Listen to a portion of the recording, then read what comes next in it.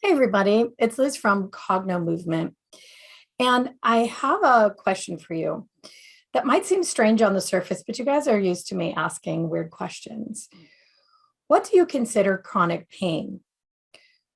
So I think most people would say, well, it's pain that I have all the time or every day. But some people might say, well, chronic pain isn't what I have. I maybe only have a headache 3 days a week. Or it's only when I lie down at night that my leg hurts.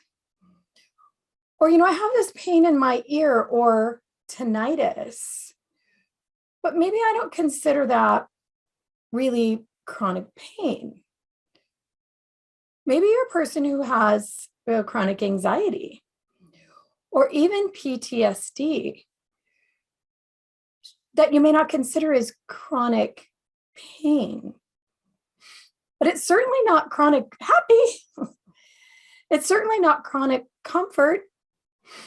If you have some form of discomfort, even if it's emotional, even if, let's say you have a goal that you're really suffering over because you haven't been able to get there, or a constant pit in your stomach about a relationship issue, realistically, that is chronic pain.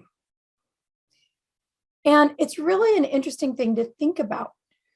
Most of us who don't have like a major back injury or neck surgery or, some kind of a major issue with joints, we don't really think we have chronic pain. But if you are uncomfortable more than a week at a time, if you've had a discomfort in your body for, let's say, a month, that's chronic pain. If you have something that is hurting you, whether it's emotional, physical, or even spiritual, for 6 months, that's chronic pain.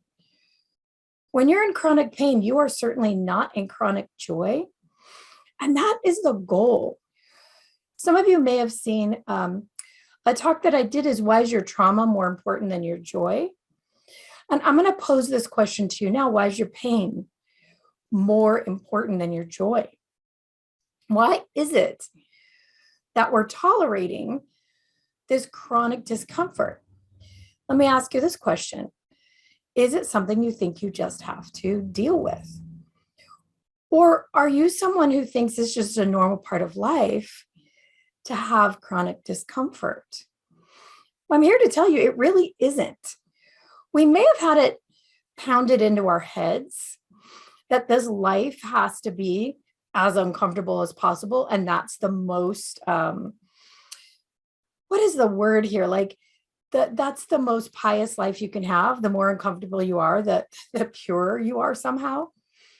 Well, that is just not accurate.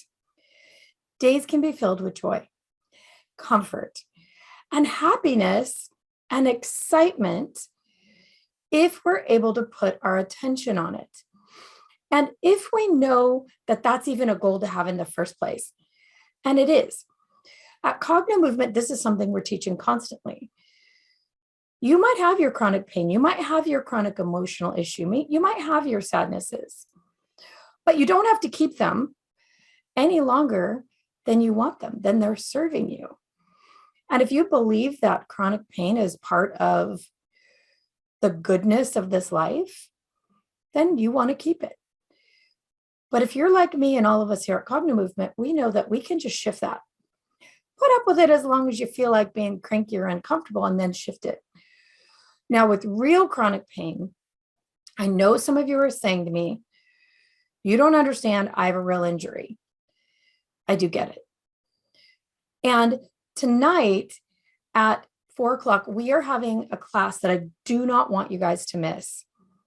Katie Wrigley is a pain specialist, and she gets you. She had 2 major skydiving accidents that resulted in massive trauma to her body and her spine, and subsequently lived in chronic, severe pain for many, many years. And she shifted that. She shifted it into pure joy. Now let's talk about where these hidden causes are. So you might be afraid that I'm going to say it's all in your head. And I'm not. But what I will say is that many, many injuries and most chronic pain does have its roots somewhere in your body that might be expressed as an emotion. And the Chinese say there's 101 emotional reasons for every illness. But what I'm going to say is a little different. That even every injury that you have came from somewhere. The hidden cause might have come from somewhere. And I'll give you an example. I had two athletes that I worked with, that young men that had a severe injury that compromised and even stopped their athletic career. And you would say, well, an injury is an injury. It's an accident. True. But in both of these cases, they were angry at their coach when the incident happened. In both cases, the coach had given them really bad advice. In fact, had gone against their own advice and resulted in an injury for this athlete. So the injury had a hidden cause in the nervous system already. So what do I mean by nervous system? Between brain and body, power lines, that's all I'm talking about. The nervous system had already set up a threat assessment. First of all, this coach is pissing me off.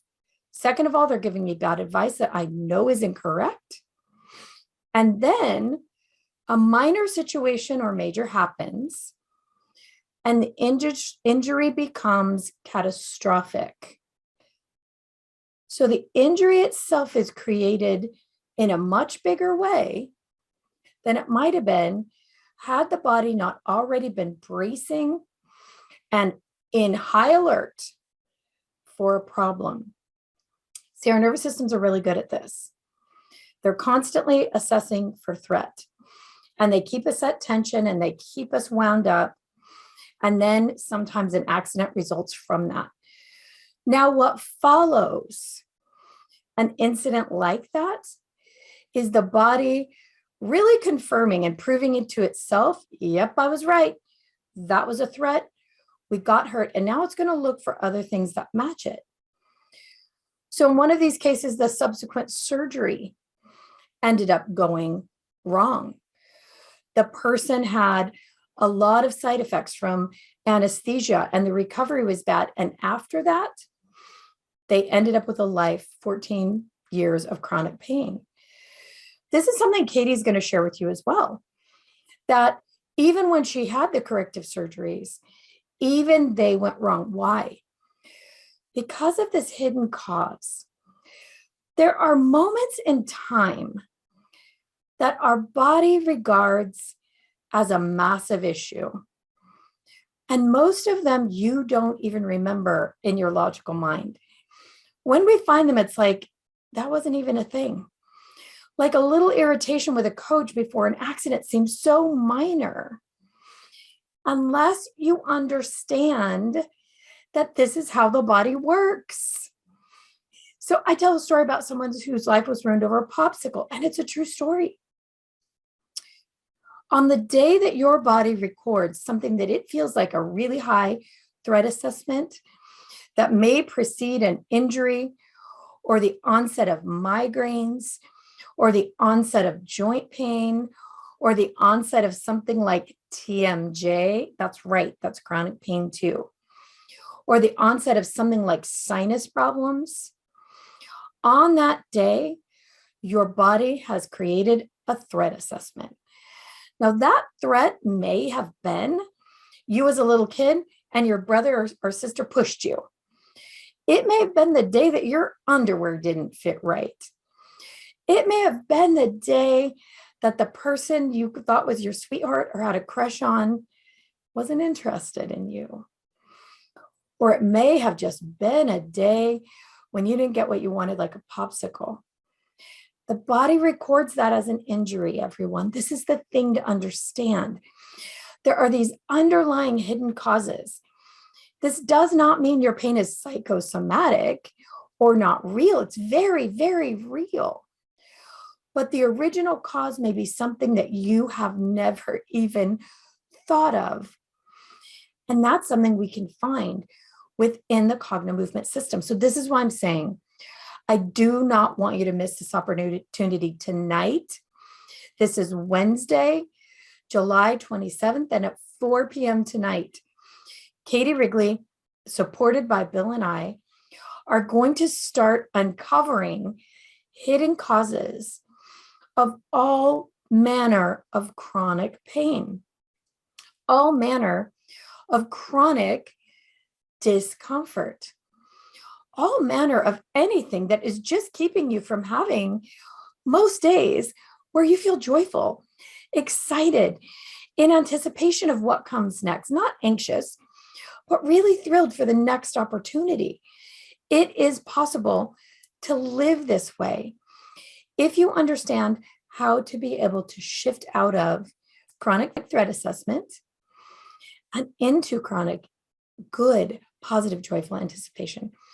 So you guys know, we do not do $97 classes very often. And this is a $97 class, less than $100, for you to start to uncover the places where you need to look in your life, places where you would never dream to look for your chronic pain, and then also experience a real full-on Cogno session. Now, even if you don't think you have any chronic pain, get in there and join us. You are going to learn something. You'll be shown things that you can share with other people in your life who do have chronic pain, and everybody knows someone. And things that you can use for yourself simply to create more joy. I promise. Even if you've been to 1,000 Cogno classes, you are going to get something out of this that you've never heard before. Because it's level 2 certified Cogno movement practitioner who also is a pain specialist, Katie Wrigley, showing you how she uses these amazing tools to change the lives of her clients and her own. We're going to actually be doing it. And yes, this does lead into a 6-week course that is available after the class, but don't even think about that right now. Think about what's available to you tonight at 4 o'clock for 2 hours. You're going to spend making these changes, and you will be different on the other side.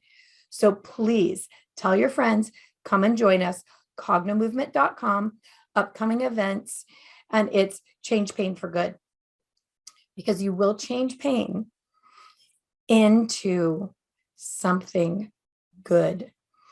What I mean by that is you will transform the energy the body's using for that particular threat assessment into energy that it uses to help you heal, help you create joy, help you focus, help you have a better mood. I am saying that energy is wound up in there, keeping you uncomfortable when it could be actually making your body, mind, and life thrive. If you want to convert that energy for yourself, let's do it tonight at 4. Please join us, you guys. I couldn't really, admonish you more to get in there and experience this with us. Create the change. The more of us that gather together to create this kind of change, especially around pain, which is a huge issue for all of us, the more of us that create this change, the more we can create for the planet. For every one of us that does it, 1,000 people are impacted. It is a ripple effect. The butterfly effect happens. We feel better. We act better. We smile more.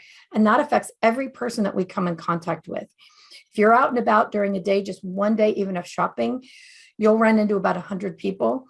And the smile on your face, the spring in your step, the glow on your skin affects them.